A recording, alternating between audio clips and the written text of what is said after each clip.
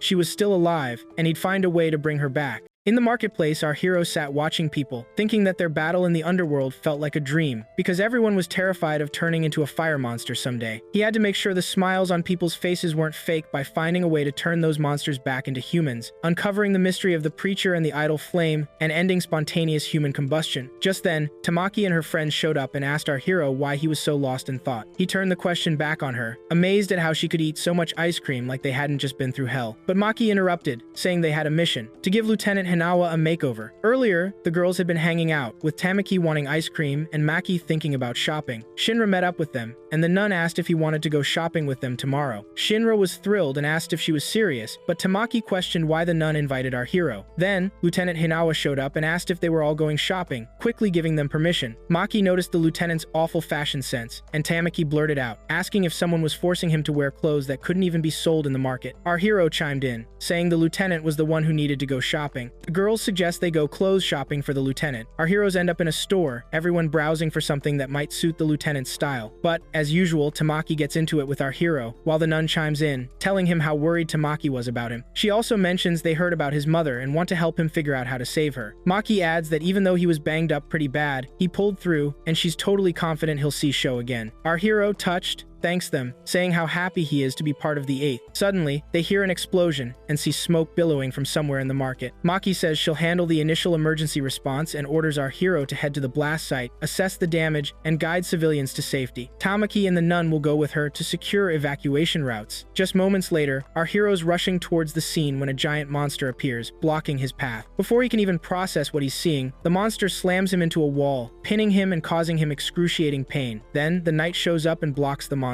Our hero's surprised to see him, but the knight declares it's a knight's duty to protect the weak. Annoyed, our hero snaps back. "Who are you calling weak?" Meanwhile, the captain arrives with the 8th armored vehicle and asks our hero if he's alright. The whole division stands ready to face the monster, which stuns the captain with its sheer size. The lieutenant asks what they're going to do. The captain replies that they'll handle it since all the civilians are evacuated. He orders our hero to suit up, while Victor and Vulcan's job is to find the fire monster's core. Tamaki tells the nun to pray. A few moments later, the captain's asking Victor about his analysis of the monster. Victor tells him the monster has multiple cores, 5 to be exact, 1 in each limb and 1 in its chest, which is the main and strongest one. He explains that to destroy the monster, they need to take out its arms and legs first to stop it from moving, leaving only the main core. He advises our hero to hit the monster with everything he's got. The captain divides up the tasks. Hinawa, Maki, and Tamaki will handle the arms, while he and the knight take the legs. The rest is up to our hero. He tells them to attack simultaneously. They don't have time to waste. The battle begins, and the captain praises his team's attack. Moments later, our hero delivers a thief's kick to the monster, taking it down. Back at headquarters, the captain's yelling at Hinawa. Vulcan asks Victor why the captain's so furious. Maki's asking the team what they're going to do since the lieutenant's getting chewed out by the captain for the clothes they bought him. Tamaki says they didn't think he'd actually wear them. The captain's grilling the lieutenant, asking if he even read what was written on his cap before putting it on. The lieutenant assures him he didn't read anything, which just makes the captain angrier. He demands to know where he got the clothes. While the girls watch nervously, the lieutenant tells the captain he bought the clothes himself. But then the captain calls them all over and says he knows they took advantage of his fashion cluelessness. He demands, who came up with this plan? Our hero's thinking about not ratting them out, but they all gang up on him and tell the captain it was Shinra's idea. Things escalate quickly, and the captain assigns our hero to participate in the 8th firefighting unit calendar this year, an event where they introduce the special firefighting teams. The calendar photo shoot involves 8 teams, each taking a turn between January and August, and their turn is in August. Our hero asks what they do between September and December. The lieutenant explains that the semifinals start in September, and the winner qualifies in December. He wonders about the 8th's ranking last year, and when the captain and lieutenant go silent, our hero realizes the 8th must have come in last. He glances at last year's calendar and sees they put in a lot of effort. The captain says they were aiming for first, but he was shocked when the 1st division took the top spot. Suddenly, the captain and lieutenant say that thanks to the death of Hoshimiya, they might actually have a shot at winning this year. Princess Hibana excitedly says she wants to see our hero's body with his bulging muscles, but she quickly gets angry, remembering that everyone else would see him too, and he wouldn't become her king, so she starts screaming. The entire 8th squad begins training for the calendar. Meanwhile, in the 7th squad, Sagamiya is wondering about Shinmon. Someone tells him he went to take a shower. He says it's calendar time, they can't lose to the scum of the empire, so he's going to go take pictures of Shinmon. But he's stopped by Shinmon's firm voice, saying he tricked him last year, thinking he wouldn't notice. They immediately start arguing over the camera. As for the 8th, the captain says that this year they have new faces that will help them win. Things move fast, and the captain expresses his admiration for the calendar photo taken of our hero. Our hero tells him he only smiled because he was nervous about the camera. Then they move on to talk about Haig, the captain of the 4th squad. The captain tells him that Haig could be the key to uncovering the identity of the preacher and solving the mystery of the Adala burst. Our hero will have the chance to meet Haig, even though it's unusual for a second-class firefighter to have a personal meeting with the captain of another squad. But they got this opportunity thanks to Lieutenant Asakusa's mediation. The captain asks our hero about his information on the 4th Squad. He tells him that the training academy he attended was under the supervision of the 4th Squad, but he's surprised that the 4th Squad even has a training academy. The captain explains that the Fire Prevention Agency directly oversees the 4th Squad and regular firefighters, and the training academy is under the Fire Prevention Agency and managed by the 4th Squad. The captain arranged for our hero to meet Haig because he told him he saw Captain Haig during the Adala Link, so he guessed he might also be interested in our hero's Adala burst. Whatever his motives for meeting our hero, the meeting serves their interests, so he's counting on it. At the 4th Squad's headquarters, our hero ran into Trainer Ban, who was in the middle of drilling his squad. Things got heated fast when one of the squad members, Karen, started mouthing off. Our hero, never one to back down, mocked him, basically saying Karen should be thankful he didn't get his ass handed to him. When Karen tried to throw down,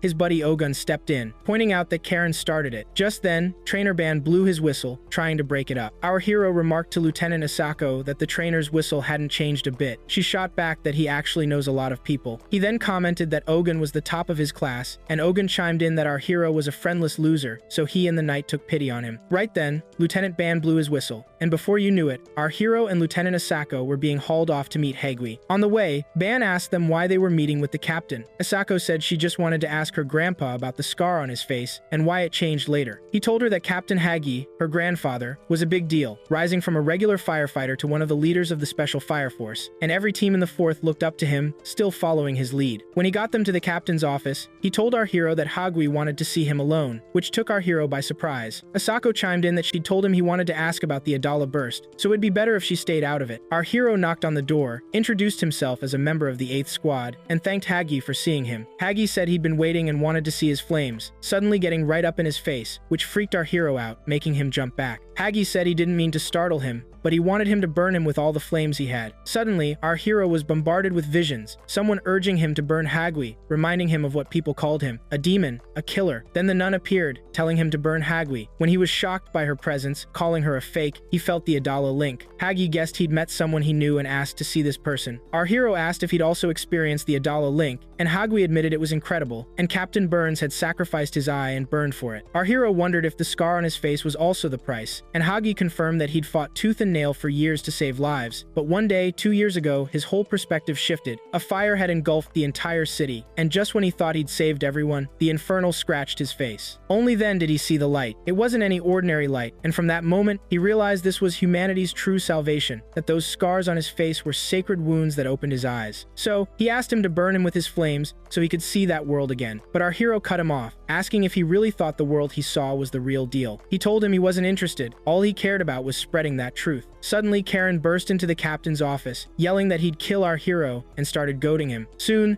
the voices in his head were urging him to kill Karen, and the nun's image appeared, egging him on. Our hero quickly transformed, the Adala burst flaring up. In that instant, our hero attacked Karen and his buddies, even tossing the captain out of the office, and Lieutenant Ban said the crew arrived after our hero had snapped. Somewhere else, Homea was chatting with her buddy Charon, saying she'd planned to use the 4th Squad's energy and manipulate our hero, but it turned out he'd been unhinged since the first pillar. Charon asked her, surprised, if our hero was in contact with the first pillar, but she called him an annoying guy, since the first pillar was the girl our hero saw in his imagination. Our hero's hatred for her had caught her eye, and she'd used him to vent her rage, their common enemy being that old firefighter Hagui, a pro in the Special Fire Force at boosting heat resistance. On the other side, Hagui was trying to get a handle on our hero, saying he wouldn't let a fire break out in the fire station. He then grabbed a Type 1 fire axe, telling our hero he was practically a monster in human form. Meanwhile, the nun's image was whispering to our hero to kill anyone in his way, and soon our hero unleashed a massive blast of flames, but the captain blocked it. Asako was freaking out about her grandfather, while Lieutenant Ban told him he needed to get a grip or he'd really die. Ban thought to himself that even with enhanced heat resistance, the captain couldn't withstand our hero's power for much longer. Suddenly, the knight appeared next to Ogun, and Lieutenant Ban said he was just in time, but he informed him that the 8th Squad had always believed that the electric shock girl they met in the Nether would go after Shinra, so his captain ordered him to be his personal bodyguard. When the knight looked at our hero, he said he thought there was someone else inside him,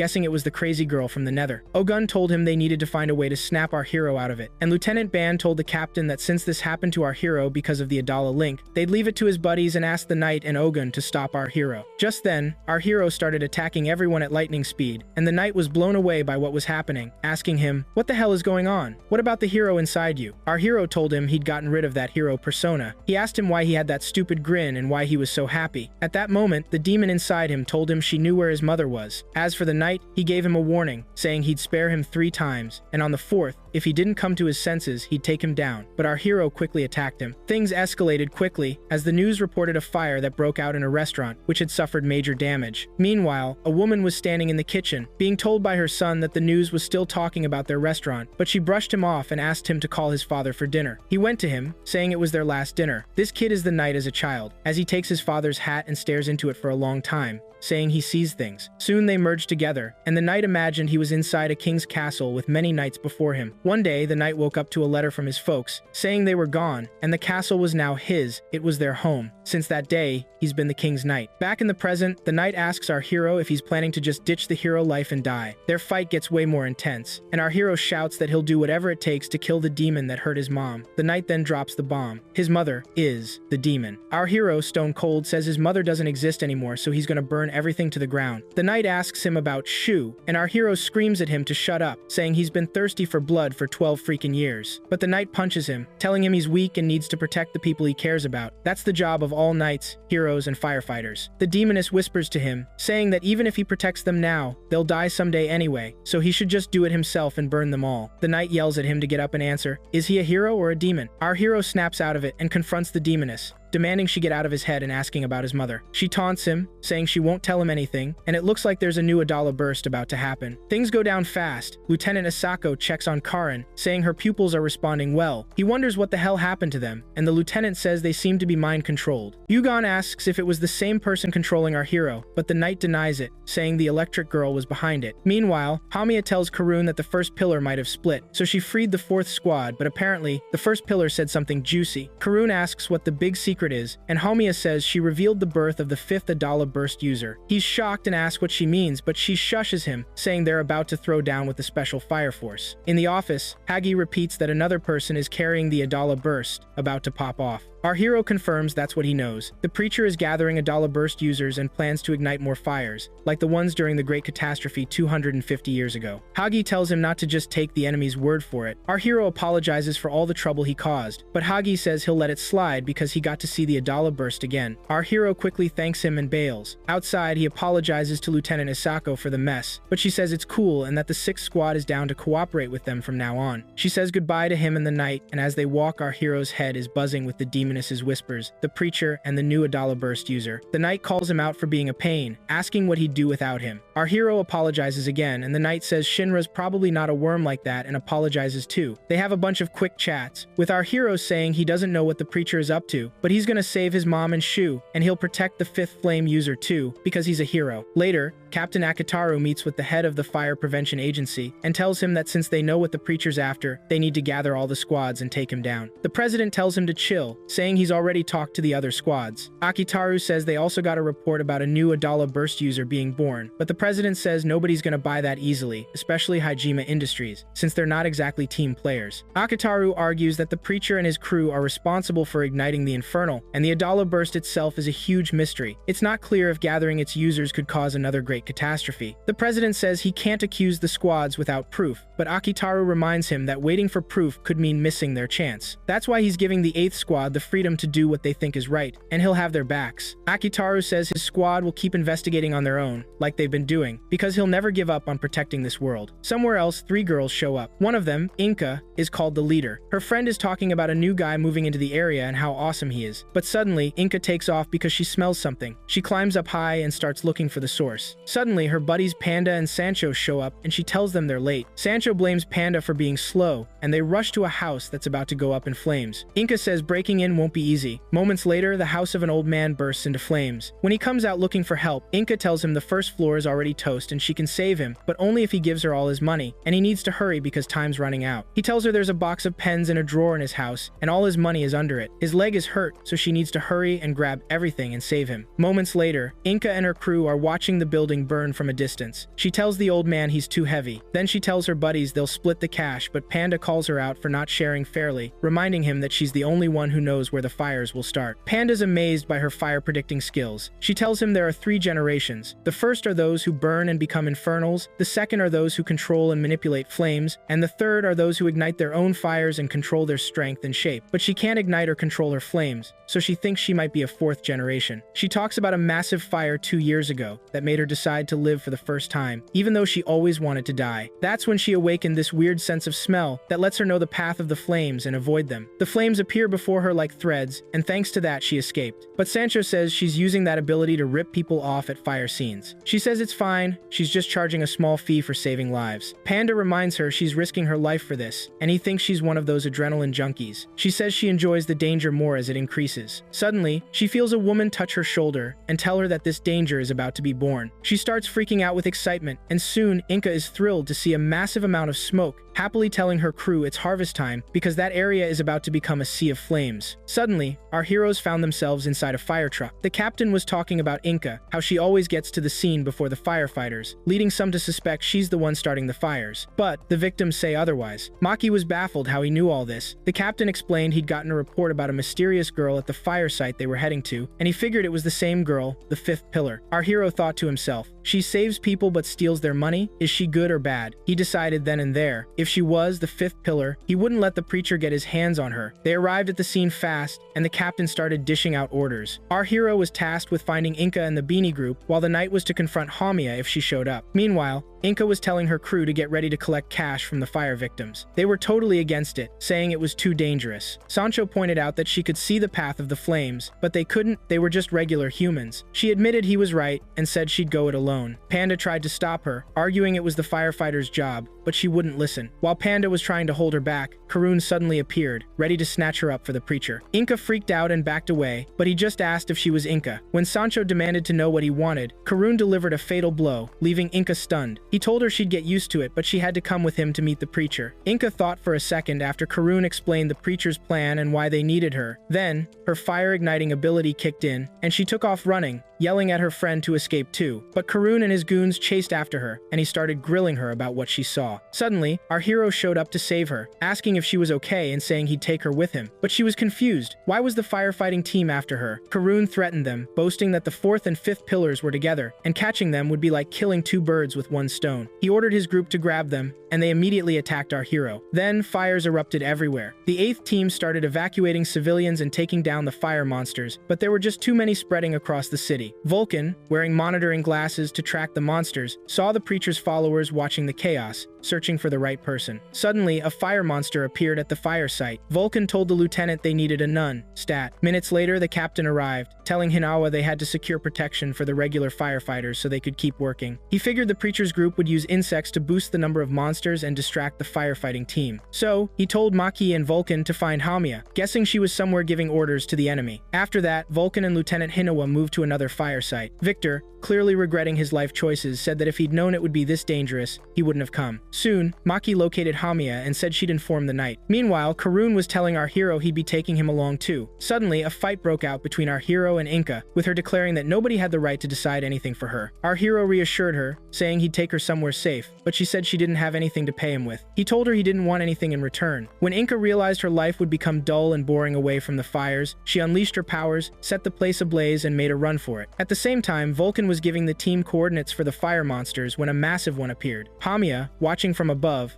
thought it was amazing. She was certain that using fire insects would create a demon among the people, and the firefighting unit wouldn't be able to handle it. Vulcan was yelling for Maki to send a nun, but Maki herself showed up minutes later, determined to pray and put the monster to rest, even though it was her first time. She quickly found herself in a ridiculous situation, getting distracted and abandoning the monster. Vulcan started using explosives until Lieutenant Flam joined in, saying he'd heard they were short on nuns. On the other side, Karun was ordering his followers to chase after Inca and capture her. Soon, Toro, the bubblegum flame boy, showed up to defend our hero against Karun and save him. saying he'd gotten a request for help. Suddenly, Jaganoto also joined to back up our hero against the preacher's enemies. In a flash, our hero apologized to his companions, saying he'd let them handle things and rushed to find Inka. But Karun followed him, asking what he thought he was doing, then shoved him to a spot where he saw the preacher's followers surrounding Inka. He yelled at them to leave her alone, but she rejected his help, saying she wanted to live somewhere she felt fear. While the captain was asking the nun to pray for the fire monsters, a group of nuns, supervised by Lieutenant Flam, showed up to assist and reinforcements from other teams arrived. There was the captain of the second team, Taguchi, and the captain of the fifth team, Tokuyama. Akitaro started welcoming them and thanking them for their help. At that point, Maki expressed her awe at the sheer number of teams, and the captain told her they weren't the only ones who wanted to save lives. Meanwhile, Hamiya, talking to herself and expressing her admiration for the fifth pillar, was attacked from behind by the knight. They faced off, and he informed Maki that he'd ambushed the electric girl, and she ordered him to take her out. Hamiya contacted Karun, telling him to hurry because she had a problem. He was ordering his followers to take Inka to the preacher so he could finish his fight with our hero. Our hero engaged in a brutal fight with him, starting to recall all the moves he'd learned from Shinmon and his captain, and began trying them out on Karun to get the upper hand. During our hero's fight against Karun, Hamiya was urging Karun to hurry to her because the knight was becoming a real pain. Our hero was shocked because his abilities were seriously limited against Karun, who could cause explosions just by taking a step. Lieutenant Flam was doing his best to stop the fire monsters, explaining he was using the enemy's fire, turning it into sound, and then into ice. As a second-generation member, he might not be able to start fires, but against a third-generation individual, he could use their fire against them. Our hero had figured out Karun's generation. He was second generation. So, he started cooking up a plan to beat him and get Inka. He tried a move he'd done back in Asakusa, but it failed. Then he thought of the Milwick mark, the Devil's mark, or what's called the Karuna move, which his captain taught him to use when he loses someone close, because it warms their hearts and strengthens their resolve. He was also advised to use it when he's in a tight spot and remembers rock music, as it would become his signature move. Our hero used it and took Karun down, then told his followers that the firefighting unit would be taking Inka, but Karun quickly recovered and stood behind him. Akitaro and his crew were staring down a freaking huge demon, and everyone was pretty much freaking out. The firefighting unit had only taken down a demon twice before, once with Lieutenant Sagamiya going all Super Crimson Moon firepower, and the other with Captain Shinmon. Right then, Lieutenant Hinawa suggested they crank up the firepower to match the demons, so he asked Captain Victor if he had a plan. Victor, though, was like, "Why haven't you called the 7th team for backup?" Hinawa said he'd tried, but they weren't picking up. Victor then dropped the bomb. They could generate that kind of fire by freezing the city's flames and taking the demon down. He quickly cooked up a scheme to move all the fires spreading across the districts to the city center, where all the winds converged, basically creating a fire containment zone. After that, Maki would handle the rest. She knew what to do. Meanwhile, the nun and Tamaki were trying to keep everyone from losing it, telling them to chill while Maki got to work, somehow whipping up a massive firestorm. Everyone was praising her, and they started brainstorming how to drag the demon into the inferno. Hinawa started playing distraction. The captain decided to use this vehicle Vulcan had designed, a thing with a fire extinguisher that had water pressure strong enough to blast through anything. Suddenly, Vulcan told the captain to man the machine gun, giving him the lowdown on how to aim at the monster. All he had to do was pull the trigger. While everyone took turns trying to blast the monster to bits, the other teams watched from a safe distance, seeing the 8th firefighting team going all out. They ripped the monster apart pretty quick, and when it was all over, Lieutenant Flam mentioned that the 7th team's captain and his lieutenant had taken down a demon the same way. Hinawa gave Maki props, saying she nailed it with the firestorm. Akitaro chimed in that only the preacher's goons were left. Elsewhere, Inka was staring at the sky, totally freaked out, saying it was terrifying. Karun told our hero that he was the first one to actually hurt him, and our hero threatened to do a whole lot more. While the evangelist followers were taking Inka, our hero told her that if she went with them and they used her ability, they would kill her, and he asked her to join him. At that point, Karun admitted that he had figured out our hero's fighting style and challenged him to a duel, saying he wouldn't succeed in beating him this time. Our hero tried to calm himself so he wouldn't act recklessly in front of Karun, determined to take Inka from him and escape with her. So he began asking Inka to use her abilities to slip away from the enemy, but she was in trouble because she couldn't see the fire paths, meaning she couldn't create any explosions. As a result, she decided to go with the evangelist group without a fight. Our hero told her that they had kidnapped his younger brother and destroyed his life, but she thought to herself that no matter how much he tried to convince her, it was pointless because they would catch her either way, seeing her as a fire thief. Suddenly, she told the evangelist group to take her with them. Our hero shouted at her that she was throwing her life away and asked her to look at all the fires around them, saying it was all because of her they had come for her. She yelled back at him to leave her alone because it was her life. Before long, Inka went with Karun, and Haumea welcomed her. While they were walking, Panda blocked them with a gun, demanding that they leave Inka, but she dealt with him herself and went on with the evangelist group. Soon after, the captain checked on our hero to see if he was okay. He said he was fine but had lost the 5th pillar, and the captain expressed his regret about that. The knight then said that Homea had told him there were 8 people who possessed the Adala burst. Our hero replied that they knew nothing about them, given how little information they had. Victor suggested investigating further to learn more, and the captain agreed. The area's residents thanked our heroes for saving them. At the 4th Brigade's fire defense unit, Trainer Pan informed the brigade commander that the final report showed 19 deaths, 58 injuries, 134 buildings burned, and 39 Infernals neutralized. Hagi remarked that this was reassuring because it was fewer casualties than the fire 2 years ago, but he was sad they had arrived too late to help more people. Meanwhile, at Captain Barnes's place, he was discussing the 8th Brigade's plan to eliminate the evangelist. Barnes said Flam helps the 8th Brigade from time to time, while Tamaki lives there permanently. At that moment, Lieutenant Lee asked Flam about the fire details, and Flam told him it was the same group who took his arm. Lee asked him not to be bothered about his missing arm. In the 2nd Brigade, Commander Honda told someone to let the new recruit from the peninsula assist the 8th Brigade. Elsewhere, Joker asked Victor about taking a trip somewhere, and Victor told him he would check things out himself but was busy figuring out what he needed to bring. Joker said he wanted to join him too, but knew security was tight. Victor suggested he become a firefighter, mentioning that Princess Hibana had cooperated with him. They decided on a destination, and Victor would go there himself to investigate. At Princess Hibana's place, she was thinking about going with them as a scientist, but quickly changed her mind when she remembered her position as a leader. Meanwhile, Captain Akitaru was telling his team about a joint mission with the other brigades to investigate the Evangelist and the Adala burst, saying they only knew of 4 people with the Adala burst and expected more to appear. They still didn't understand why these burst users were being gathered, other than it was for reviving the flames of the Great Cataclysm, which meant they were always one step behind. Because of that, they decided to form a research team to look into the Great Cataclysm, planning to head to an unknown place, the Chinese peninsula. Events moved swiftly. Trainer Pan told them they were all one team, and would search for clues about the Evangelist and his group. Soon, our hero asked Jaga Noto about his family, and Noto replied that he was from the Chinese peninsula, specifically a potato farm, so he would handle navigation. Moments later, the ferry set off with our heroes, and Hinawa bid them farewell, asking them to follow Lieutenant Pan's instructions. On the ferry, the knight looked out at a certain area and said that land was Avalon. Victor replied that it wasn't much different from the Empire, unlike what he had expected. They soon landed, and Noto was surprised to see his mother. Lieutenant Pan let him talk to her while they picked up supplies. She asked him to finish his mission and hurry back to Tokyo to find a bride, but Noto suddenly noticed she looked pale. When he asked her why, she said someone had ruined the potato fields, and he wondered who could have done it. Moments later, the team met someone who, after learning they were headed west, warned them about bandits, and mentioned a strange gas in the area. Pan told Noto to guide them,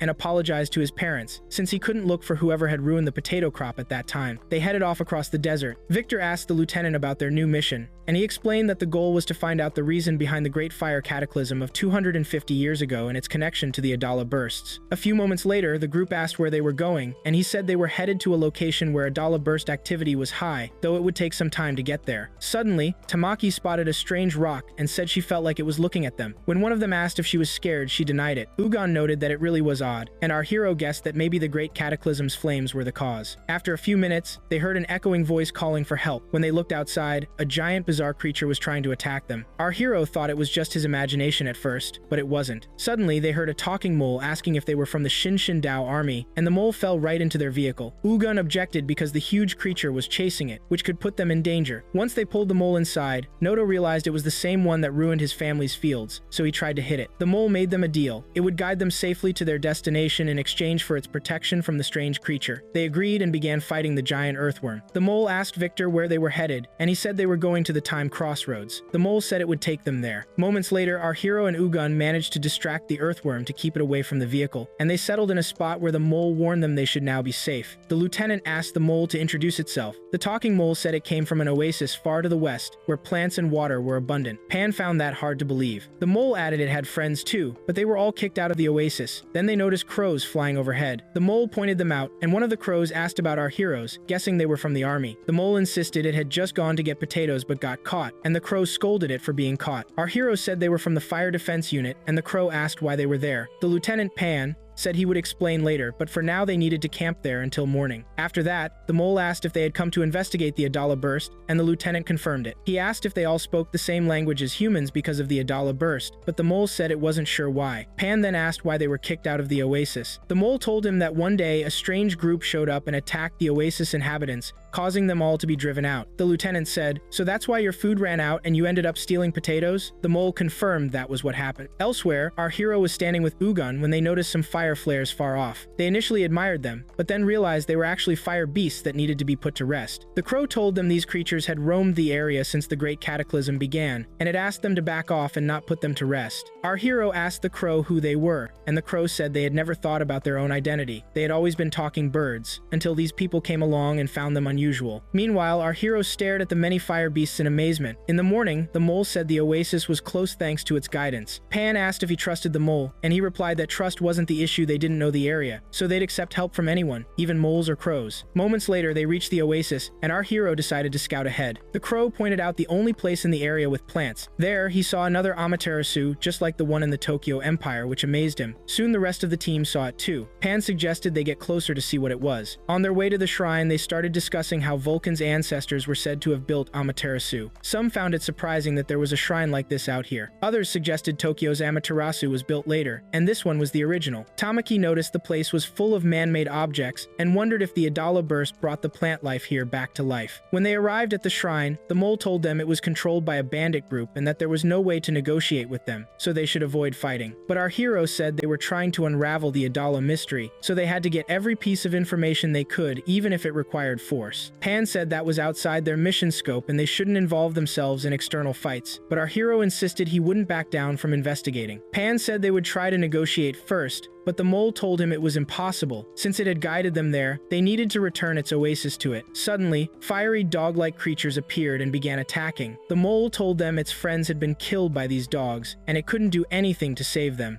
Things escalate fast, and our hero starts hearing a voice in his head, asking him to protect the forest. He tells Victor the voice is coming from the shrine, making Victor wonder if the shrine's using the Adola flame. Our hero asks the mole about the shrine, and he explains it existed before, but was later restored by the benefactor. After the Great Fire disaster, a human woman in all black showed up and taught the animals how to talk, saying she came to revive the world. She gave them a warm flame, and the feeling of death they had faded, and they felt their lives get longer. One day, she restored the abandoned shrine and then vanished. Thanks to this shrine, the oasis was born, and they survived, believing she'd return, and until then, they'd protect the shrine. Our hero figures the voice he heard was hers, and Victor says it's possible, especially since the place they're looking for is near the shrine. Suddenly, a bunch of fire monsters and dogs appear, surrounding them. One of the monsters asks who they are, and Victor's surprised they can talk. Our hero says they've seen talking fire monsters before. The mole's yelling at them for taking over his oasis. The fire monster says the shrine was built to destroy the world, but our heroes are shocked, because Amaterasu Tokyo isn't like that. Our hero figures there's some logic to it. He remembers Dr. Giovani went to Vulcan's workshop to get the key to Amaterasu, and his goal is the same as the missionary groups, to revive the Great Fire, and for that, they'd need Amaterasu. The knight then says, "So it really is, a weapon of destruction," but the mole insists that's impossible because the shrine gave life to the forest. The benefactor might have a scary face and a devilish smile, but she gave them life by restoring that shrine. Our hero says he believes the mole. The fire monsters were giving their boss the lowdown. They'd rounded up all the leftover souls. He told them to stick close. Their day of sweet, sweet freedom from suffering was just around the corner. But then, bam. Newsflash, human trespassers on his turf. He ordered his goons to waste anyone who got in their way. Meanwhile, our heroes had just trashed some fire monsters, and Ban started laying it out. These fiery freaks wanted to use the shrine to,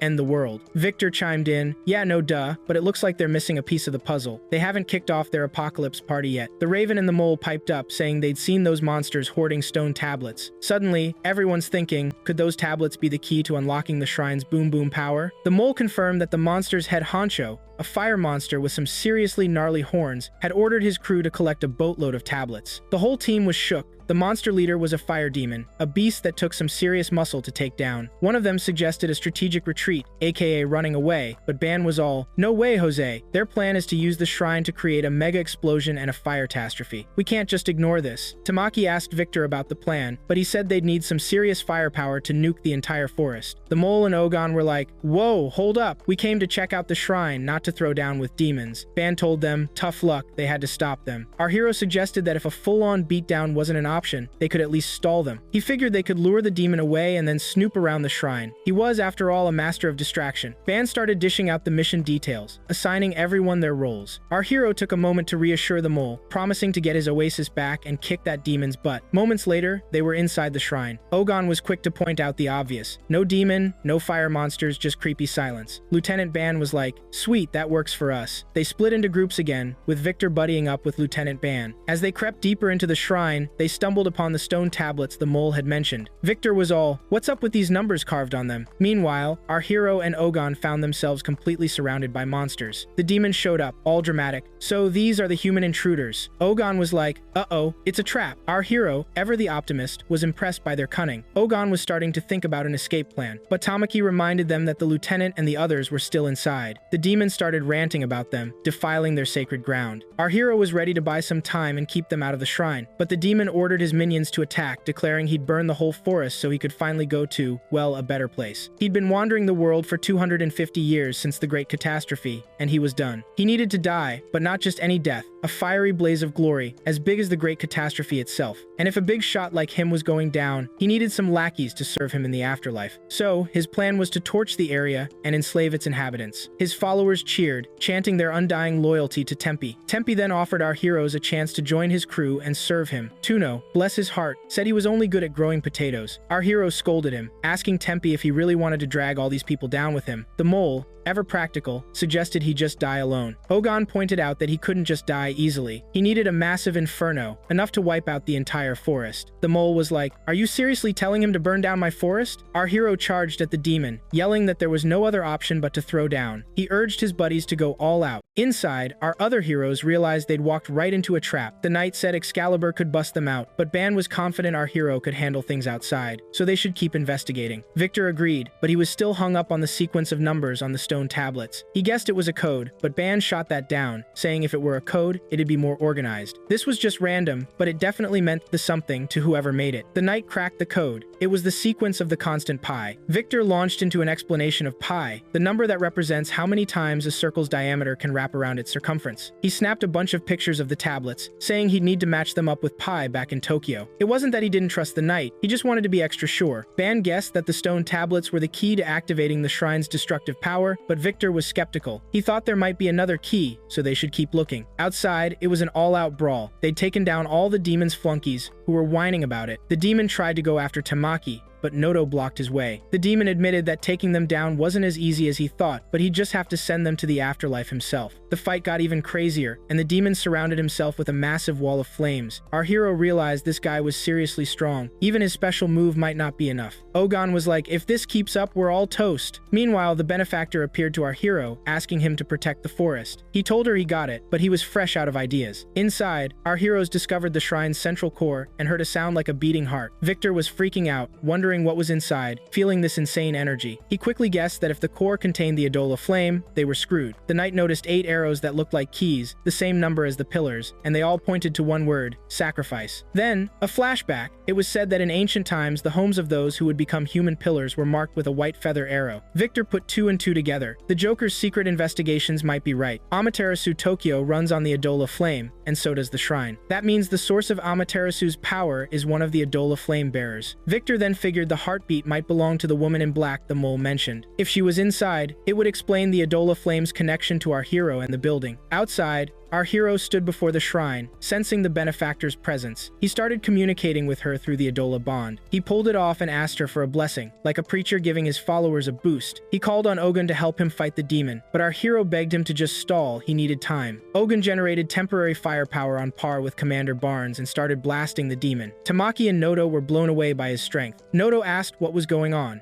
and Tamaki explained that when flames coursed through Ogun's body, he could supercharge his physical abilities, but she was worried about him pushing himself too hard. She was struggling to keep pace with him, her confidence shaky. Soon, Tamaki caught up with Ogun, saying they needed to stall for time. But the demon scoffed, claiming that even together, they stood no chance. Ogun started powering up even more. and a few moments later, he told our hero that he'd asked him to buy time, but he couldn't hold back any longer. He needed to do something now before his temperature went through the roof. Our hero called out to the benefactor again, yelling that he knew she was there, and she needed to answer. The mole and the others had been waiting for her, he said. He urged the mole to call her, saying that if they could borrow her power, they could take down the demon. The mole shouted that he'd already done everything he could to save them, but he pleaded with her to do it just one more time. Suddenly, the benefactor appeared, telling our hero that she'd heard their call, but she couldn't grant him the blessing of Adala for long. All she could offer was a single second. What the heck was he supposed to do with 1 second? He told her that even a second was more than enough. The benefactor granted the blessing, and our hero's body started to break down into particles, ready to reassemble after he used them to surpass light speed and travel back in time. The instant our hero launched himself at Tempe to take him down, he saw a human face. Could these be Tempe's memories? He wondered. He quickly saw a scene of Tempe losing everything: his wealth, his possessions, in the great catastrophe. His wife and 2 daughters were dead. He was the only survivor. He despised the catastrophe that had ripped everything away from him. Then, our hero saw the time split, and Tempe was there, questioning what lay beyond it, whether humans could even surpass it. Just then, a woman in white appeared behind the time split. "Who are you?" he asked. He then asked if she was the preacher, come to grant him her blessing. He immediately started complaining, ranting about how he'd lost everything in the great catastrophe, begging her to make him happy again. But she just exhaled a bug from her mouth, which latched onto him. Instantly, his flames ignited, transforming him into a fire demon. Back in the present, Tempe boasted to our hero that he'd granted the blessing of the, higher powers, and that he too would become, well, something like that. But our hero, right then, declared him useless and kicked him hard. Moments later, the team noticed our hero had strayed super far from them, to the point where he and the demon had vanished. As for our hero, after defeating the demon, he decided to head back to his crew, but he started thinking about the preacher. She came from beyond the time split, he mused, so she's not from this world. Then the benefactor appeared, commenting that he'd managed to defeat the demon in just 1 second, like he'd said. He asked her about the preacher, figuring that since she also came from the time split and had a similar aura, was she also a being of Adala? She explained that because she'd been resting for so long inside the shrine,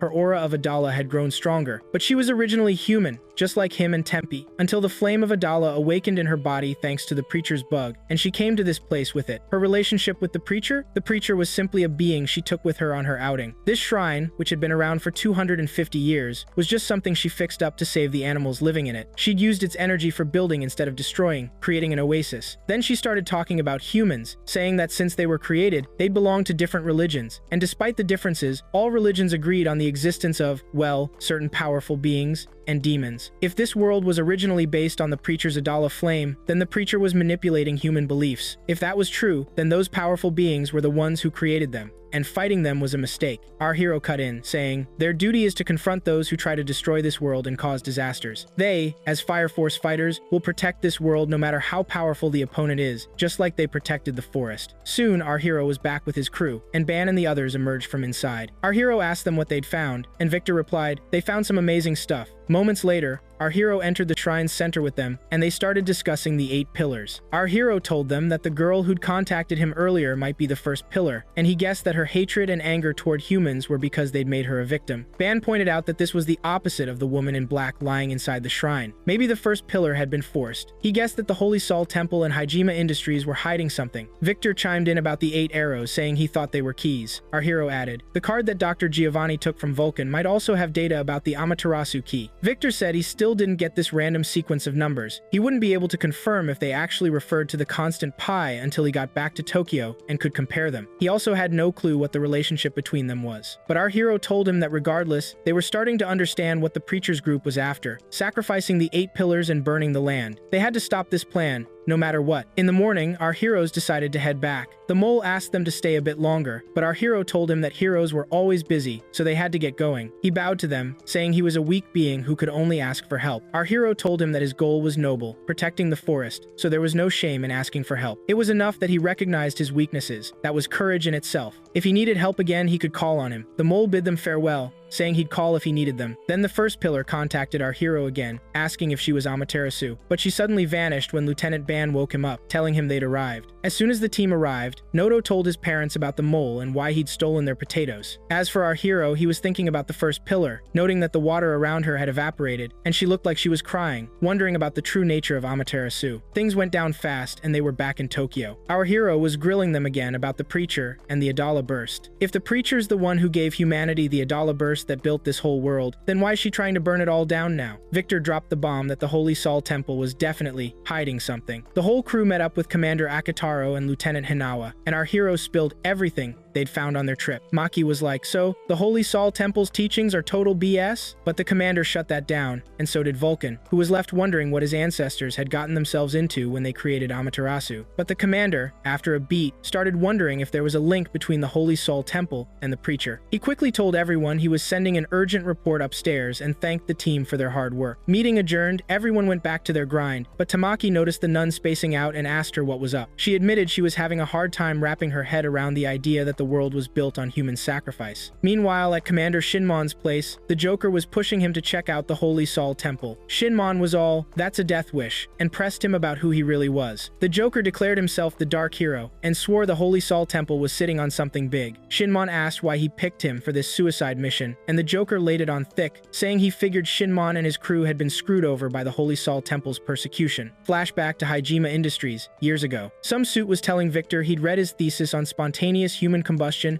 and was blown away, wanting to know how he came up with that stuff. Victor just shrugged it off, saying he was just chasing the truth. Back in the present, the Joker popped up, asking Victor if he was still all about finding the right answers. Victor said he just wanted to clear up the murky stuff. He didn't need anything else. Over at Commander Akutaro's, there was a meeting where he dropped the higher-ups' decision about their findings. Keep it all under wraps until they finished their investigation, which would take a whopping 3 years. Our hero blew a gasket, saying they couldn't just sit on this intel and lie to everyone. He didn't get the point of an investigation if they were just gonna bury it, and who knew what the Whiteclad would do in the meantime. Victor, thinking to himself, figured this was par for the course. Now it was the hero's time to shine. Nothing was gonna stop him. Inside the building, some goons were grilling the Asakusa residents, asking if they were still defying the temple's teachings. Suddenly, Shinmon went full-on berserker, laying them out as he stormed through the front door. Everyone was freaking out, wondering why he was there. After a beat, the Joker gave him props for the beatdown, saying he wasn't a fan of the Holy Sol Temple or Amaterasu either, since it all felt built on blood. The Joker said being around him was a vibe, and then, bam, Shinmon collapsed. The Joker was like, what the hell just happened? A few moments later, Shinmon was back on his feet, and the Joker figured out the Imperial goons had tried to poison him. He asked how Shinmon survived, and Shinmon just shrugged, saying he was immune or something. Suddenly, Shinmon was facing a wall of guards, asking if he knew what he was doing. He blew them off. They yelled that he'd lost his damn mind and charged. The Joker, though, was loving every second of this, because Shinmon had launched this attack completely unarmed. When they got inside, they stumbled upon an underworld. Shinmon was like, isn't the underworld like totally forbidden by the temple? The Joker told him it was just a scare tactic. They were actually all about the underworld. He invited Shinmon to explore it with him, saying it was time to get some freaking answers. Shinmon demanded to know who the Joker really was, threatening to take him out if he didn't spill. The Joker was all, wow, the leader of Asakusa, curious about other people's truths? He said they'd find out everything, but first, they had to find the sacred text before someone else did. While the Joker and Shinmon were poking around the underworld, they found a facility built from the ruins of the old underworld. Shinmon asked what the hell they were planning to do there, but the Joker just told him to keep moving, asking if he was scared of this world. Suddenly, the shadows of the Holy Sol appeared, and the Joker said they were his old stomping grounds. He used to be one of them. This crew, the Holy Sol's shadow, were the temple's secret assassins, a bunch of guys who reeked of decay. The team leader stepped up, saying this holy place wasn't for them. The Joker just grinned and said he was just dropping by to say hi. The leader was baffled, and the Joker dropped the number 52, which totally freaked the guy out, asking if he was also part of the temple assassins. Flashback to the Joker's childhood, training with the temple's shadow squad. He was a beast, crushing all the training. But then he challenged someone way stronger, and the guy almost killed him. From then on, he was obsessed with getting stronger, so no one could ever stand in his way again. But he started getting his ass kicked and bullied, losing all his freedom. One day, word spread that a fire monster had kidnapped Sho, Shinra's brother, throwing the temple assassins into chaos. He saw his chance and bolted, realizing it was now or never. A family found him passed out on their doorstep, took him in, and gave him food and a place to stay. One day, he went shopping, and when he came back, the family was dead. He knew it was his fault. The temple assassins were after him. Back to the present, the Joker told the team leader he was hunting for the truth and demanded he spill it. The leader said he'd get to him and his buddy, but the Joker decided to strike first, telling Shinmon he'd handle the leader while Shinmon took care of the rest. And just like that, the showdown began. Just when the leader thought he had the Joker cornered, the Joker punched him into next week, saying he was there for a fight to the death. and he was taking his life. But the leader kept bouncing back, bragging that he'd trained him, so he knew all his moves, and he was just a weak loser who couldn't hack it with their crew. He surrounded him with fire, asking how it felt to know he was about to die. As he was gloating about killing him, suddenly, a bunch of Joker copies appeared, freaking the leader out. Then, bam, his arm got sliced off. He was losing it, asking what was going on. The Joker told him he was the one who said he'd stay an individual, while they, no matter how scattered, would always come back together because they were a herd. So, what now? Things went down fast, and suddenly there was Barnes, the leader, face to face with the Joker. Barnes said the Joker had been playing it cool, staying under the radar, but now he'd pulled a seriously ballsy move. The Joker admitted he wanted the truth out in the open. Barnes challenged him to a fight, but then quickly backed down when he saw Shinmon, asking the Joker to hear him out, because now wasn't the time for a brawl. Shinmon mentioned he'd always figured the Joker would put up a good fight. The Joker asked him why he'd even come if he wasn't going to throw down. Barnes replied that he knew the Joker was digging for the secrets of the Sunday God Temple, and that's why he came. To give him some answers. Shinmon was totally confused. He couldn't follow the conversation anymore, and he didn't get their whole deal with each other. The Joker said Barnes had always been the go-between for the temple's public image and its hidden side, since he'd always looked out for him back in the day, until the Adola link happened. Shinmon said that Shinra, the hero from Squad 8, had mentioned something about that, but the Joker kept talking, the conversation just flowing, telling Shinmon about the incident with the fire monsters showing up at Amaterasu. Shinmon was shocked. He hadn't heard a thing about that. The Joker explained that, of course, it had been kept quiet, totally off the books, because their job as the shadows of the Sunday God Temple was to take out those monsters on the down low. One day, while they were taking on a fire monster, they stumbled into the world of Adola's flame, and they each lost an eye because of it. When the Joker woke up, he found an Adola stone in his hand, something he'd grabbed from that freaky world. Back in the present, Barnes asked him if he still had that stone. The Joker said it was still burning inside an oxygen-free container, but he was still convinced the Sunday God Temple was hiding something big. That's when Barnes handed him a notebook, saying the clues he was looking for were inside. It was the notebook of Raffles the First Wife, the temple's founder. But the Joker said that's not what he came for. He came for the sacred texts. Barnes said those texts didn't exist. He'd searched for them countless times inside the temple ever since he saw the Adola link, and he'd found nothing but this one notebook. He'd used his position as the leader of Squad 1 to search every possible place, but he found zip related to the Sunday Temple's past inside the church. As for the notebook, he'd stumbled upon it by pure chance while digging through the remains of the ancient underworld. It contained diaries going all the way back to the Great Cataclysm and the founding of the Sunday God Temple and the Empire. It also had detailed info about Raffles I, where the diaries mentioned that Raffles led his crew to discover the Adola flame after a long journey, and they built Amaterasu, which later became the heart of the Empire. That's when Shinmon blew up at Barnes, saying he was trying to convince them that the Sunday God Temple wasn't hiding anything. Barnes said this was just from the perspective of Raffles I's wife. Meanwhile, the Joker read a line the wife had written in the notebook. She was happy her husband was back, but she was weirded out because ever since he returned, he'd been acting strange, like a completely different person. Even though he looked the same, his habits and the way he acted seemed to belong to someone else entirely, to the point where she didn't even believe he was the same guy she'd spent 30 years with. The Joker jumped on that, saying that no matter what kind of shock Raffles had gone through, it couldn't possibly change his habits and his whole style. Then Shinmon spoke up, saying he felt like he'd heard that story before, and told them about a guy in Asakusa who completely changed his appearance, becoming someone else. The Joker pointed out that this was a recent thing, but what Raffles' wife was talking about happened 250 years ago. Barnes commented that fire monsters don't have a set lifespan, and even the preacher and the entity they discovered might not be human, they could be from a higher dimension. The Joker suggested tearing down the temple's teachings because they were all lies. But Shinmon wasn't so sure about what was in the notebook. Barnes said that regardless of the temple's origins, trashing its teachings would cause total chaos because it's what holds people together. The Joker wondered if anyone else knew about this notebook or the truth of what it contained, but Barnes thought that Raffles III, the current one, definitely didn't know anything about it, and if they kept digging, they might not find anything related to the preacher either. Among the preacher's group, Inca was asking Yuna if he was the one who looked like Raffles I.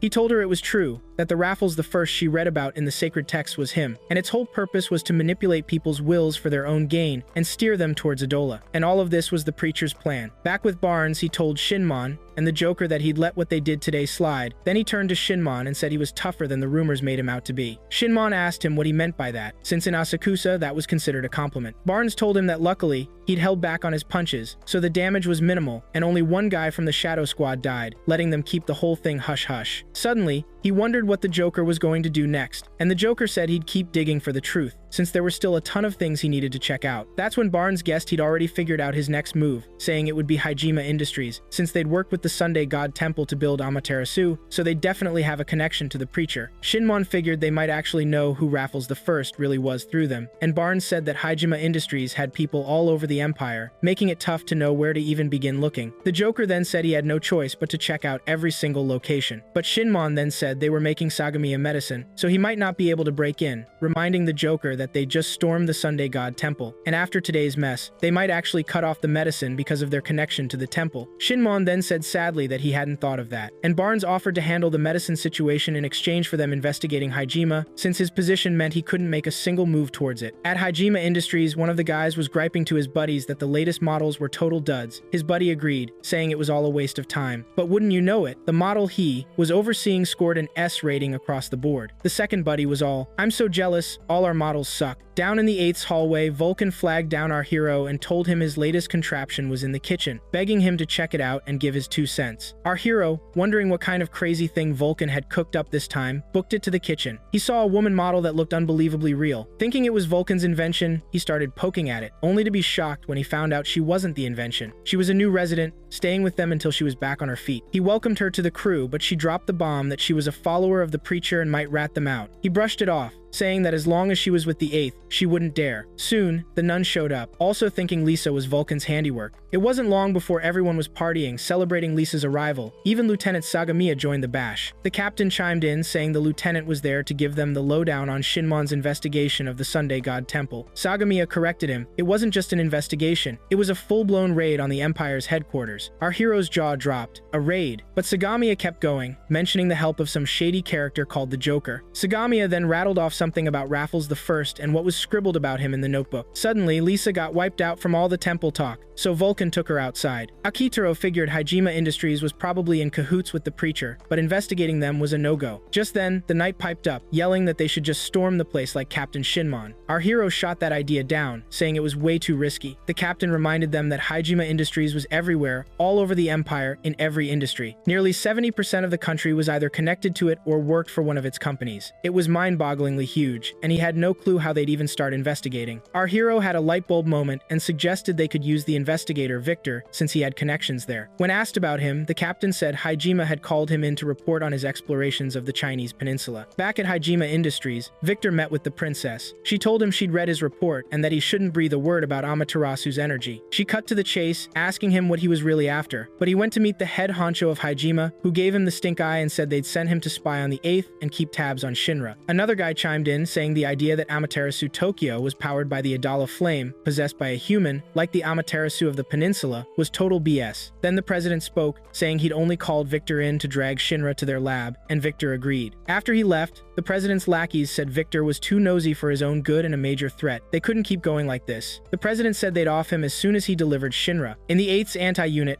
Vulcan was tinkering away, trying to whip up something new to use against Hijima and Dr. Giovani. Our hero asked if he was inventing something, and Vulcan replied that they had no idea when they'd be attacked. Suddenly, the knight accused our hero of being a former Hijima Industries member, suggesting he might be a spy. Next thing you know, they were brawling like a couple of kids, leaving Vulcan dumbfounded. He asked our hero if he'd really been at Hijima Industries. Our hero explained that 12 years ago he'd lost his powers and couldn't use them for a while, so he went to Hijima to train, but the team there treated him like a lab rat, and there was zero warmth. After a beat, there was a squad meeting. Victor came clean, confessing to everyone that he was a Hijima Industries spy, planted in the 8th to monitor Shinra and the Adala flame. Even though Hijima had taken our hero when he was 5 to hone his abilities, they couldn't figure out that his flames were the Adala flame, so they ditched him. But now, their research had come a long way, and they wanted him to bring our hero in. The lieutenant declared they couldn't just abandon one of their own, but Victor argued that this was their golden ticket to investigate Hijima and uncover the link between it and the preacher. Our hero agreed, but the captain said he couldn't let him go solo, so he ordered all squad members to investigate Hijima. At Hijima Industries, the kid who'd aced the Hoshimiya experiment before, Nataku, was going through the 3rd test in front of a guy named Kurono, who had skills on par with the captain of the 7th. Even with his right arm burned, he kept pushing. Kurono demanded Nataku show him everything he had, or he'd go home in a body bag. The kid started fighting back,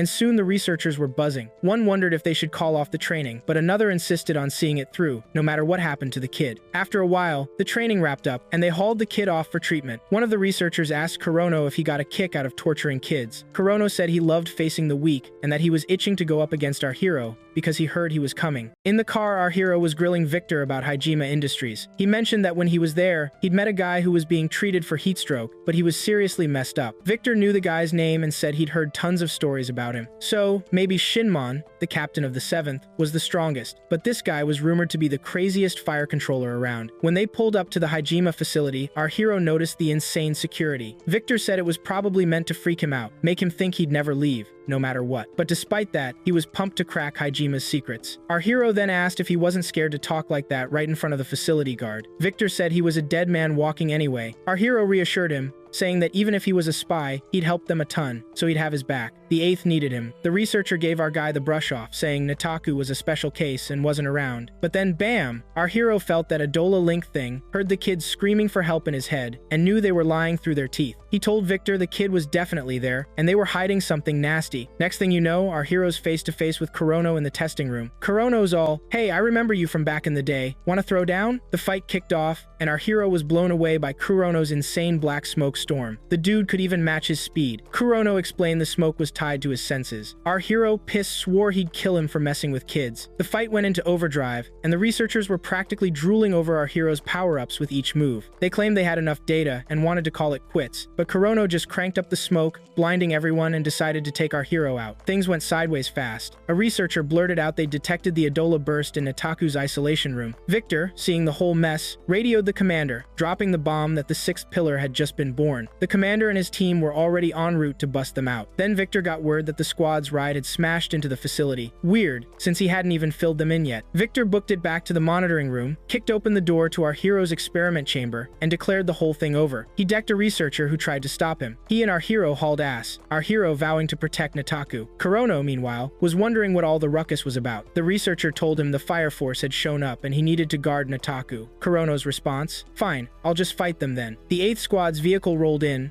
only to get flipped by this tiny thing. They scrambled out, stunned by its power. Then this woman showed up, casually holding the creature's limbs, saying she was supposed to be babysitting, but Kurono was too freaky, so now she had to beat down the 8th. Instant brawl. The chaos kept escalating. The commander got in touch with Victor, who told him he and our hero were duking it out with one of Hijima's goons. Kurono, at the same time, was telling our hero to stay out of his way. He wanted to take down Victor first, but our hero told Victor to go to the commander. Suddenly, Kurono and Nataku popped out of the smoke, and the commander demanded the kid's release. Kurono just sneered, saying it was his job. Kurono tried to go after the nun, but Tamaki jumped in the way, and the knight shielded them both. Then Inka appeared, all smug, saying everyone was right where she predicted, thanks to the 6th pillar's arrival. Ritsu, Inka's bodyguard courtesy of Karun, showed up next. Karun himself then leaped in front of Kurono and punched him into next week. Kurono realized Karun was immune to his blows, and then the hooded figures snatched the kid. Over at Vulcan and Tamaki's location, they were swarmed by more of Hijima's creepy dolls. Suddenly, Haomiya showed up and obliterated them with one move, declaring they were there for the 6th pillar. The trash-talking started immediately. Then, a Hijima girl summoned another freaking machine, ready to go to war with Haomiya. Maki figured she had to side with Hijima to take on Haomiya and the hooded crew, so she attacked Aro. Vulcan was scrambling to get his inventions working before Haomiya fried the whole place. Our hero was still locked in combat with Karun, while the knight faced off against Kurono, who was itching to grab Tamaki and the nun. The knight told him not to sweat Nataku, but Kurono just said he enjoyed beating up weaklings. The whole thing was a free-for-all, everyone fighting over the kid, passing him around like a hot potato. Preacher's followers, Kurono, the 8th squad. Then Ritsu turned one of them into a giant fire monster, and using her power made it even bigger. The mega monster snatched the kid. Kurono got a call to get Nataku back, and he actually talked to our hero, asking him to team up against the hooded figures. Moments later, Vulcan told the commander he was on his way with his machine, but anyone without powers needed to get the hell out of Dodge. The commander ordered Victor and the nun to stay 200 meters back, then called the knight. He needed his skills. The knight hopped onto the machine. Inka realized the monster was totally out of control and asked Ritsu what the heck was going on. Ritsu explained that Haomiya had messed with the 6th pillar's brain, causing it to merge with the monster, creating the whole insane situation. Our hero started laying out his plan to Kurono, take down the monster piece by piece.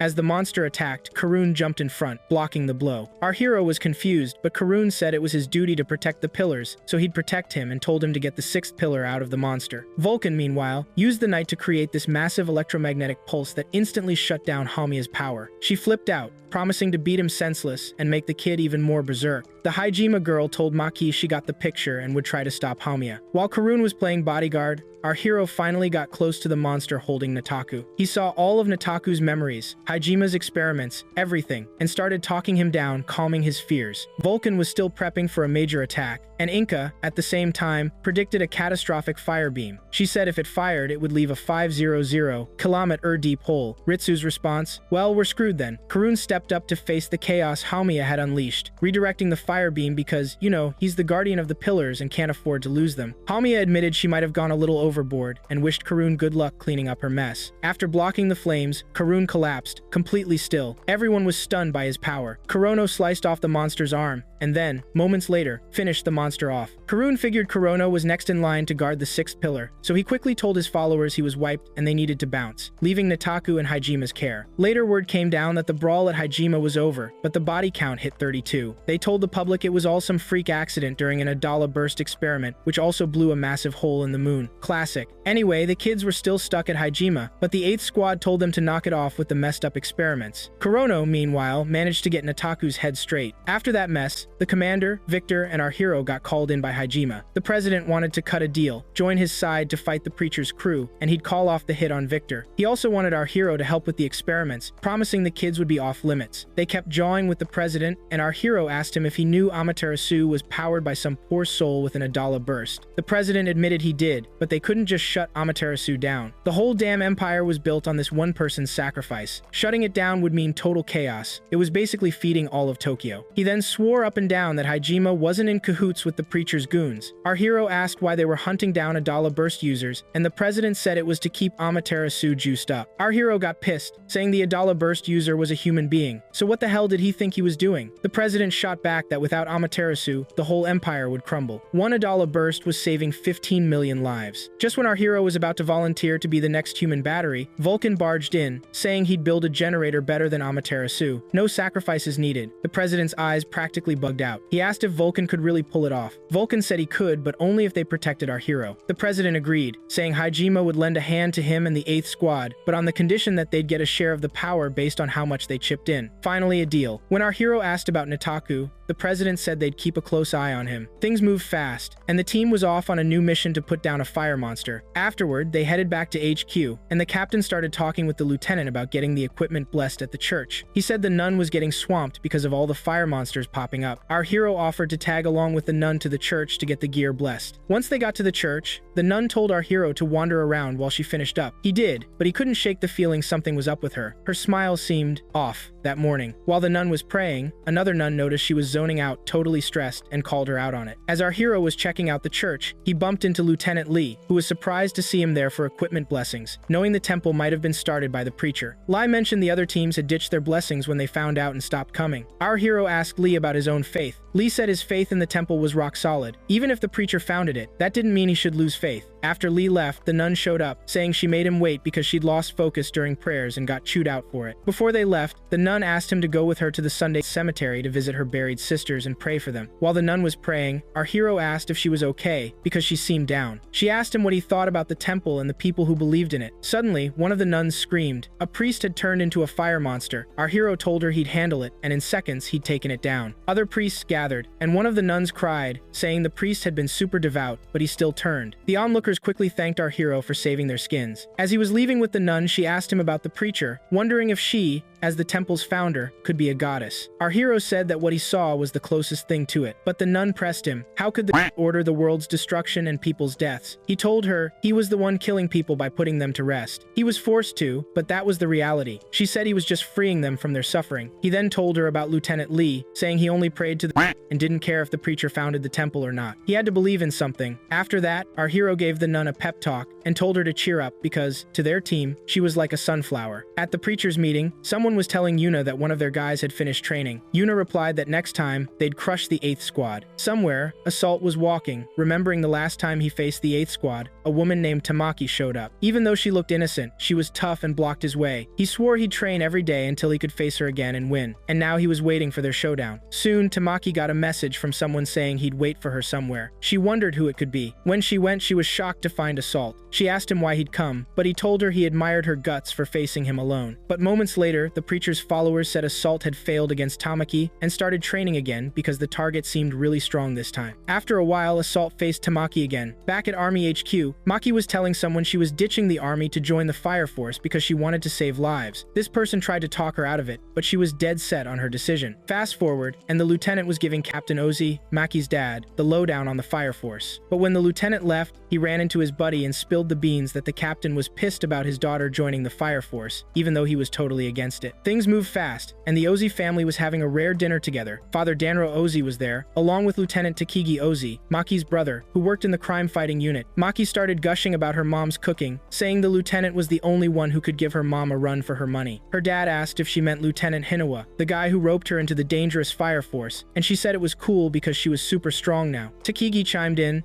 saying she'd definitely packed on some pounds and who'd want to marry her now. Her dad told her to lay off the training because she was going overboard, but she shot back at her brother, telling him to quit bugging her because someday, a knight in shining armor would come along and sweep her off her feet. Her dad said she was dreaming, especially looking all buff, and their mom told them to shut it and eat in peace. After a beat, Takigi and Maki kept chatting. He asked her about the Nether, since she'd been there before, because they'd gotten reports about a place where people were vanishing and weird smells were coming from. She said the Nether was terrifying. He mentioned he'd heard the 8th Company had a crazy fight there, and she bragged that their team was awesome and had the best engineer ever. Things escalated quickly, and Takagi was standing with someone in front of a passage to the Nether, saying he couldn't believe they got the search warrant so fast. Then they started talking about Maki, and his buddy asked if she'd said anything about the Nether. He said she'd mentioned she never wanted to go back in there. As they ventured a bit into the Nether, Takigi was blown away, saying the place got more wrecked the deeper they went. He told his buddy that if they got lost, they should turn back and not be heroes. Soon, they entered a room labeled Equipment Room, and Takigi spotted fire monster bugs inside, but then they realized someone was watching them. Suddenly, the lieutenant saw the charred remains of a fire monster, and one of the preacher's goons blew himself up with a bomb, taking out the lieutenant and his buddy. At the hospital, the lieutenant was told his injuries were gnarly, and he'd need 3 months to recover, so it was a miracle he even survived. Takagi asked about the location, and his buddy told him it was totally obliterated. At Commander Ozzy's, after making sure his son was okay, he ordered his aide to get Honda, the leader of the 2nd Company,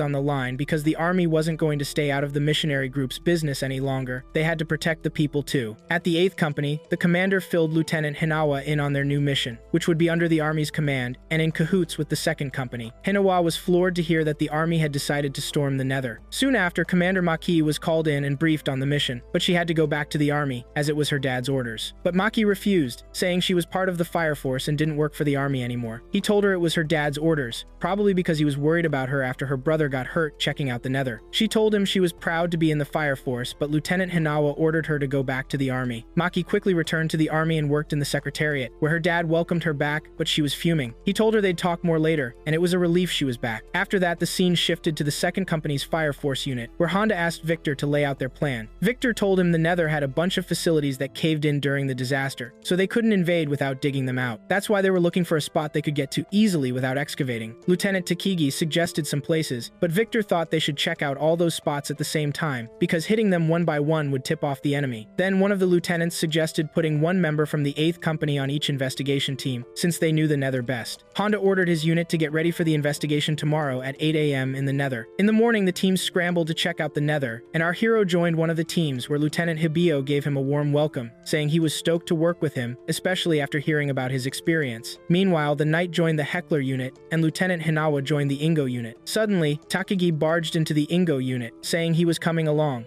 and they must have gotten the memo he'd be joining them. When one of them tried to stop him because of his injury, he said he wouldn't slow them down, but he wanted to see the investigation results firsthand. He quickly accused Lieutenant Hinawa of tricking Maki, but Hinawa brushed it off and said he'd keep him safe if anything went down. Takagi told him not to underestimate his strength just because he was an investigator. He didn't need protecting. Inside, Lieutenant Ohana, the leader of the Ohana unit, asked Victor if he'd finished setting up the thermal sensors, because the place looked like a scene from a zombie flick he'd seen. But suddenly, one of his team members called called him over to check something out, and when he went, he was shocked to see a bunch of fire monsters on fire. The whole squad started blasting them with firearms, while Risto, at that moment, was standing somewhere, saying ominously that the nether was full of bodies that hadn't been dealt with, and that the knights of the missionary group weren't just the gray flame knights, there were also the purple smoke knights. Meanwhile, the fire monsters attacked several fire force members, and each of them started seeing a life tape before they kicked the bucket. Then the corpses of the fallen fire force members started moving again and attacking others. Victor said the one behind it was the girl in the white robe they'd fought in Hijima, because she could bring corpses back to life. On the other side, Risto was whispering to the corpses to attack their buddies and kill them. In the Hajiki unit, there were tons of fire monsters, and Tamaki started praying for their souls. Soon, Tamaki was amazed by Commander Hajiki's power, as Noto told her his power was in his eyes. He could sense heat from miles away. But it was only moments before Orochi, one of the purple smoke knights, showed up and chopped off Commander Hajiki's head, leaving Noto stunned and collapsing. As for Tamaki, she started using her powers, but she was quickly swatted away before she could even try to attack. Since Orochi couldn't slice Tamaki, she decided to stab her insides with her flame, saying she'd make her suffer. Tamaki was gasping for air when Noto suddenly woke up and went after Orochi, freaking her out. She yelled about how he wasn't afraid of the flames. The fight between them got intense, and Orochi, totally confused, asked, "What is happening?" One minute she's facing a chick with crazy endurance, and the next she's up against this empty shell of a guy. Just when she thought she'd nailed Noto, he tells her he's ridiculously strong and won't lose. The fight escalates, and Noto gets messed up, even bleeding, but he finally takes her out. Tamaki rushes to Noto's side, looking devastated. He tells her he can't feel his leg, and that she needs to get out of there fast because he's not going anywhere. She says there's no way she's leaving him, but he insists that if she tries to drag a big lug like him along, she'll never escape. The important thing is that he got revenge for Hajiki. She tells him he's amazing for taking down one of those white-robed cult freaks. He says she's the one who gave him the guts to do it. Noto goes quiet, and Tamaki's determined to get him back to the surface, but then she's suddenly surrounded by fire monsters. Meanwhile, Hinawa and Takigi are swarmed by fire monsters. Takigi figures Maki must be providing backup from the rear, since the missionary group is seriously dangerous. But Hinawa tells him Maki's always been on the front lines like a meat shield. Takigi freaks out, yelling at him for calling his sister a meat shield. A fire monster attacks him, and Hinawa jumps in to protect him, telling him to focus because they're in a war zone. Then, Iron, one of the white robe knights, shows up, and when the lieutenant fires at him, it's like shooting spitballs. Iron boasts that guns can't pierce his steel body. Somewhere else, our hero is running, saying the body count is skyrocketing, and the unit's gripped by fear. Then, out of nowhere, Dr. Giovani ambushes him, saying it's been a while. He asks what he's doing in the underworld, and figures out that the experimental facility Takigi found was his. He tells him it was just bait, and now they've walked right into the trap. He's not letting him go, and he's going to make him join them, just like his little brother. Our hero shouts back that he came prepared for a fight, and this time it's different. But Dr. Giovanni says his body's become even more bug-like, so he's screwed. Meanwhile, Maki, back with the army, overhears some lieutenants talking about the 8th and 2nd Squad's mission in the underworld, and she gets super upset. Back with our hero, Giovanni attacks his buddies, and our hero starts protecting the injured, but he's shocked to see how much Giovanni's body has changed. He's got insect legs now. Giovanni tells him that no matter how fast he is,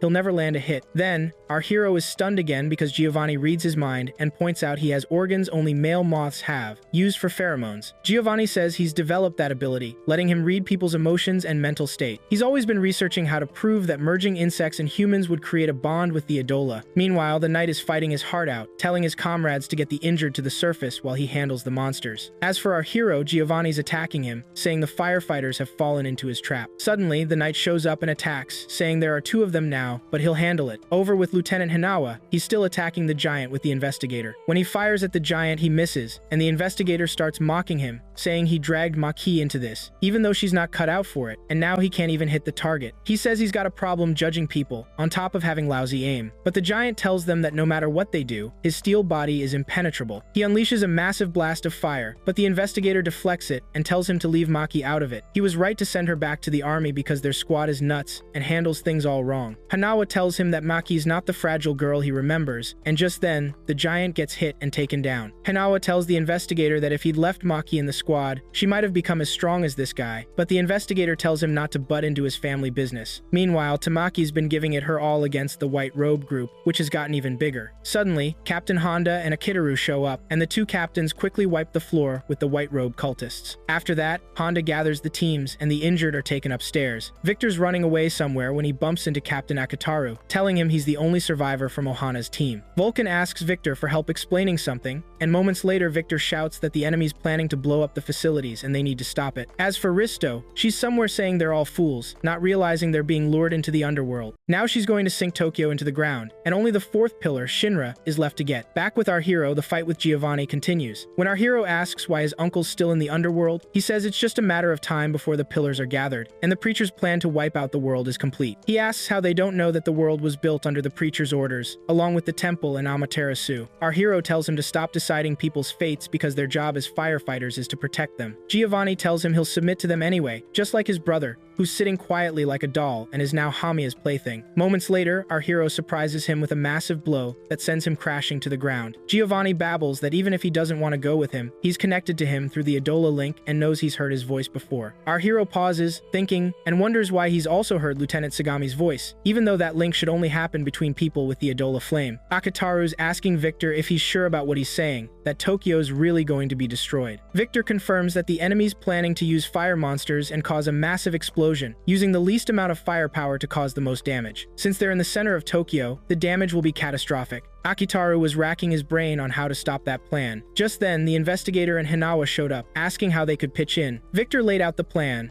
saying Lieutenant Hinawa wasn't exactly cut out for it. Victor then suggested Maki for the mission, but the investigator balked, saying there was no point talking about someone who wasn't even there, and they needed another solution. When Hinawa was asked to help, he flat out refused, reminding them he was basically useless, and the investigator called him out on his arrogance. Right then, Maki rolled in, all smiles, saying she'd caught all the details thanks to the communication gizmo Vulcan had given her. Vulcan chimed in that the 8th Squad didn't keep secrets from its members. Her brother started to argue with her, but she shut him down, saying saving lives was the priority, and she'd use her powers to do just that. Victor then dropped the bomb that they could stop the explosion, but it would leave unavoidable fires raging in the underworld, and they might all bite the dust. He said the only way they'd survive was to find somewhere to channel all that heat. The investigator piped up, saying he had the entire map thanks to his job and could help with that. Risto started prepping the explosion, but Maki and her brother teamed up, and thanks to their combined abilities, everyone made it out alive. The investigator, smug as hell, told Hinawa his judgment was spot on. As for Maki, she said it was just her nature in the squad. Meanwhile, Giovani was floored that the explosion had fizzled, prompting our hero to mock him before launching another attack. The team then headed back to the surface, basking in the sunlight again, and they hauled Noto back up with them. Despite being seriously banged up, he was still kicking. Honda then thanked Tamaki for saving Noto's bacon. Over at Maki's family's place, her dad was stressing about her going back to the 8th Squad, but he told her mom he still wanted her to do her thing. He then told her that Maki's strength was just like her mom's when she was in the army. She told him she was different now. She might seem all innocent, but she had a will of iron, just like him. After our hero filled Captain Obi in on what Dr. Giovanni had blabbed about the Adala link, he also wondered why a link had formed between her and the lieutenant of the 7th Squad. So, the captain decided to send our hero and Princess Hibana to him to get the lowdown straight from the source. On the way, our hero asked the princess why she was tagging along to see the 7th Squad lieutenant. She said she wanted to dig deeper, as something might lead them to the preacher, and she was there to protect him because he was too nice for his own good and might get conned. But he defended the lieutenant, saying he wasn't the type to fall for that. When they arrived, one of the lieutenant's followers told them he'd gone to the storage hut on the edge of town, so he said he'd head straight there. When they got to the location, they were shocked to find a white-robed goon attacking him. Our hero tried to jump in, but the princess told him to hold his horses, as this might be their chance to uncover the truth. He told her that the lieutenant was suffering from ash disease. Meanwhile, the white-robed dude was threatening the lieutenant with death, but the lieutenant quickly took him out. Afterward, our hero and the princess sat down with the lieutenant and talked about the Adala link. The lieutenant was clueless about what they were talking about, but our hero explained it to him. He told them this had happened to him for the first time while fighting the Asakusa demon, where he saw someone who looked exactly like him trying to steal his life. The princess then told him he was seriously strong because most people who see their doppelgangers end up dead, but he was the one who offed his in the worst way. He then told her he'd look into the whole doppelganger thing, but he had no idea why that sect was gunning for him. Our hero guessed that most people who see the Adala end up with some kind of scar. Our hero then met up with Captain Shinman and told him the White Robe sect had gotten way stronger, and some of them couldn't be taken down with speed or the Corona move. He told him that if he were in his shoes, he'd use the mad burning power. Our hero immediately asked him how to do that, and he told him to go round up the young guns of his squad. Sagami told him they were in luck because Shinman would personally oversee their training. While Shinman was training our hero and the knight, the two dwarves were also chasing Tamaki on Shinman's orders to test her strength. While running from them, she remembered our hero's pep talk about not selling herself short, so she stopped and said she'd face them head-on and wouldn't run anymore. Moments later, Shinman praised her, saying she'd held her own in a fight for the first time. Back with our hero and the knight, Shinman was putting them through some seriously brutal training. Our hero told him he'd come to learn the mad burning power, and Tamaki asked him if what he was doing to them was even necessary. He said he didn't know, but Lieutenant Sagami had done the same thing to him back in the day. He quickly told her that fire soldiers didn't deserve the title until they could use the mad burning power, and the captain of the 8th Squad had that talent down, so the 8th Squad needed to be complete, just like that guy. Tamaki was shocked, repeating, "Captain Akitaru." Shinmon confirmed that there was no man who didn't have the skills to pull off that mad power except for him. Just then, our hero was grilling Shinmon about the meaning of their skewers in the fire, dragging them around naked in a cart and dunking them in water. He told him that the burning power had to push a person beyond their limits. Soon after, he gathered them for training, saying that what they'd been through was just a warm-up, which pissed them off, and they started to attack him, but he effortlessly dodged their moves and started teaching them the basics of the burning power, until Tamaki said, 5 hours of training have gone by. They must have used up all the oxygen in their bodies and are about to pass out. Just then, Princess Hibana, along with the leader of the 6th Squad, Huang, went to question Sagamiya about the doppelganger and get more details. Meanwhile, our hero was giving it his all in front of Shinmon, who kept up the training despite Tamaki's repeated warnings that he might get ash sickness, and soon our hero nailed the training. As for Lieutenant Sagamiya, Huang was examining him and quickly told him his flames were nothing special, but considering that he and the leader of the 4th Squad felt the Adala link during a massive fire, there had to be a trigger. Afterwards, she told him she needed to ask Captain Hagi about it. Over with Captain Hagi, one of the White Cloak cult members was facing off against him, and moments later, Lieutenants Ban and Karen walked in, finding him strung up in a weird position that screamed suicide, especially since there were no signs of a struggle or any violence, but Ban completely shot down the suicide theory. Back at Shinmon's place, after our hero and the knight mastered the power of the raging flames, he gave them props and told them they could unleash it whenever they wanted. As for Sagamiya, he told them the training had paid off, but Shinra, at that moment, told them that Captain Hagui was dead, as he'd seen it through the Adala link. Somewhere, the White Cloak cult was holed up again, watching the firefighting teams in utter despair, while Captain Akitaro was rallying his crew, telling them they had a common enemy now, and their squads were joining forces with the other teams after going it alone against the Evangelist goons.